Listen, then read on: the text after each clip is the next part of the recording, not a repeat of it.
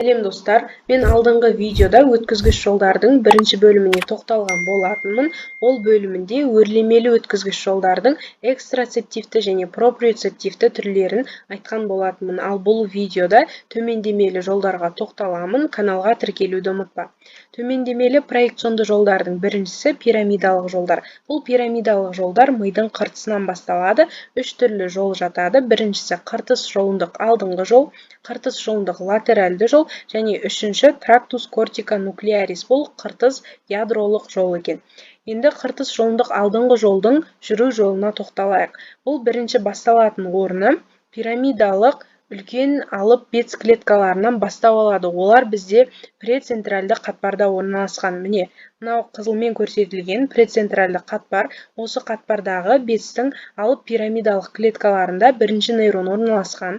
Осы бірінші нейроннан аксондар төмен қарай түсіп, яғни мен қазір қыртыс жолындық алдыңғы жолды айтып отырмын. Төмен қарай түседі де, осылай ортаңғы мидан өтеді. Ортаңғы мидан кейін көпірден өтеді. Көпірден төмен түсіп сопақша миға келеді. Сопақша мидан кейін ол бізде алдыңғы жіпше арқылы жұлынның алдыңғы мүйізіне барады екен. Бұл алдыңғы мүйізінде қозғалтқыш клеткалар, яғни альфа-мотонейрондар орналасқан.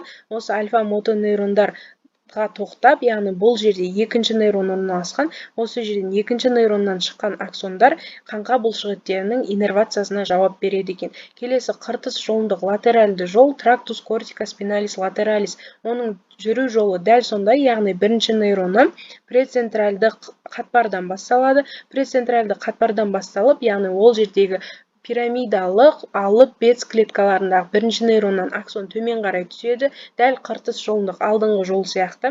Бірақ ол осы жұлынға келген кезде ол просто бүйір жіпшеден барып кіреді екен. Яғни бүйір жіпшеден барып алдыңғы жұлынның мүйізіне кіріп, осы жердегі жаңағыдай альфа-мотонейрондарға тоқтайды, тоже сол жерден аксондары шығады екен. Келесі трактус кортика нуклеарис. Бұл трактус кортика нуклеаристі айту үшін біз 12 жұп бас ми нервтарын еске түсірейік. 12 жұп бас ми нервтарының ядролары болады. Бірінші және екінші жұп бас ми нервтерінің ядролары жоқ еді, және 3 пен 4-тің ядролары ортаңғы мида орналасқан, ал 5 пен 8-дің ядролары көпірде орналасса, 9 пен 12-ге дейін сопақша мида орналасқан болатын ядролары. Бұл жерде ерекшелігі, яғни осы ортаңғы мида, көпірде және сопақша мида аяқталады екен бұл жолдар.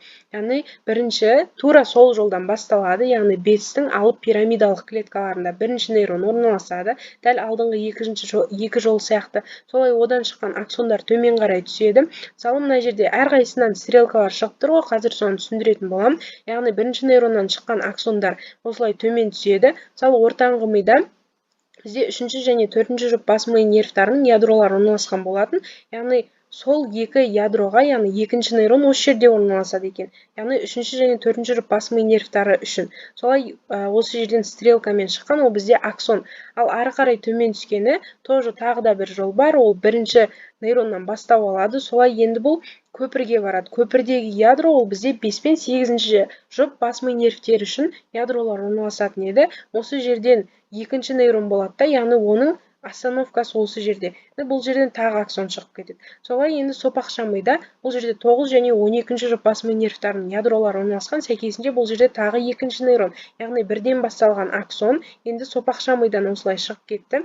Яғни осылай бізде 12 жұп бас ми нервтері түзіледі екен. Яғни солардың аксондары осылай шығады. Сол аксондар мойынның және бастың бұлшықеттерін қозғалысқа келтіреді. Пирамидалық жолдар. Бұл бізде санаға бағынатын іс-әрекеттерді, солай қаңқа бұлшықеттерінің ішіндегі бас пен мойынның қозғалысын осы трактус кортика нуклеарис қамтамасыз етеді. Ал мынау қыртыс жолындық алдыңғы жол мен қыртыс жолындық латеральды жол болып табылатын, олар бізде жұлын сегменттерінде аяқталады. Яғни жұлынның, мысалы, жұлында бізде өрімдер бар, мысалы, белдік өрім, сегіз көздік өрім деген сияқты. Сол бұл жол жұлынның сәйкес бір сегментінде аяқталады. Сөйтіп сол өрімнің құрамына кіреді. Яғни мына альфа-мотонейроннан шыққан екінші нейрон болып табылды ғой, сол жерден шыққан аксондар жұлындық өрімдерді түседі. Яғни сол жерден шыққан аксондар қаңқа бұлшықеттерінің иннервациясына жауап беріп, солай санаға бағынатын іс-әрекеттер жүзеге асырылады екен. Енді мына суретке назар аударайық. Бұл жерде орталық жүлге, мен оны алдыңғы видеода айтқан болатынмын. Оның алдында прецентральды қатпар қызылмен көрсетілген және артында постцентральды қатпар орналасқан. Осы прецентральды қатпар мына жерде неге қол, аяқ осылай көрініс тауып тұр десеңіз, мысалы жаңа айттым мен, трактус кортика нуклеарис дегеніміз дәл мына жерден бастау алады ғой. Міне, пирамидалық алып бет клеткалары, яғни осы жерден басталады трактус кортика нуклеарис деп отырғанымыз. Ал жаңағы алдыңғы екі жол, қыртыс жолындық алдыңғы жол мен қыртыс жолындық латеральды жолдарымыз міне осындай ортаға жақын, осындай осы жерден бастау алады. Сәйкесінше аяқты, қолды бұлшықеттерін иннервациялайтын болғандықтан осындай бейнеде түсіндіру үшін жасалған екен. Яғни бұл жерде қыртыс жолындық алдыңғы жолдың айырмашылығы ол алдыңғы жіпше арқылы сұрзаттың алдыңғы мүйізіне өтеді, ал қыртыс жолындық латеральды жол бүйір жіпше арқылы кіріп отыр, сондықтан атаулары соған сәйкес аталған екен. Келесі экстрапирамидалық жолдарға тоқталайық. Экстрапирамидалық жол ол санаға бағынбайтын сондай қорғаныштық реакцияны қамтамасыз етеді. Бұл жолға үш түрлі жолды айтатын боламыз, яғни экстрапирамидалық жолдарға жататын. Біріншісі ол қызыл ядро жолындық жол, трактус рубраспиналис. Трактус рубраспиналис дегеніміз қаңқалық бұлшықеттердің тонусын және жиырылу реттілігін автоматты түрде басқарады, яғни бұл санаға бағынбайтын жолдар. Санаға бағыну үшін ол қыртыстан басталу керек, ал қыртысасты құрылымдардан басталса, значит ол санаға бағынбайтын іс-әрекеттерді жүзеге асырады деген сөз. Енді бұл жолдың жүруіне тоқталайық. Қызыл ядро жолындық жол қалай жүреді екен? Міне бізде ортаңғы мида қызыл ядро бар. Осы қызыл ядрода бірінші нейрон орналасқан. Бірінші нейроннан шыққан аксондар, яғни қарама-қарсы бетке өтеді, төмен қарай түседі де сопақша мидан өтеді. Сопақша мидан өткеннен кейін мынау бүйір жіпшеден кіріп отыр. Солай жұлынның сұрзатының алдыңғы мүйізіндегі альфа-мотонейрондарға тоқтайды, яғни бұл жерде екінші нейрон. Осы екінші нейроннан шыққан аксондар солай қаңқа бұлшықеттерінің жағдай автоматты жиырылуына, олардың автоматты тонусының реттелуін қамтамасыз етеді екен. Келесі төбе жолындық жол, трактус тектоспиналис деп аталады. Бұл жол дәл қызыл ядро жолындық жол сияқты, бірақ оның басталатын орны қызыл ядродан емес. Яғни мына бізде ортаңғы мидың шатыры бар еді. Осы шатырында төрт төмпешік орналасқан. Осы төрт төмпешікте, яғни естудің, көрудің қыртыс асты орталық орналасқан ғой, қыртыс асты. Сол осы орталықтан бастау алады екен. Трактус тектоспиналис деп сол үшін аталады. Дәл солай жүру жолы осындай, міне сұрзаттың алдыңғы мүйізіндегі жаңағыдай альфа-мотонейрондарында аяқталады екен. Келесі жол торлық жұлындық жол, трактус ретикулоспиналис.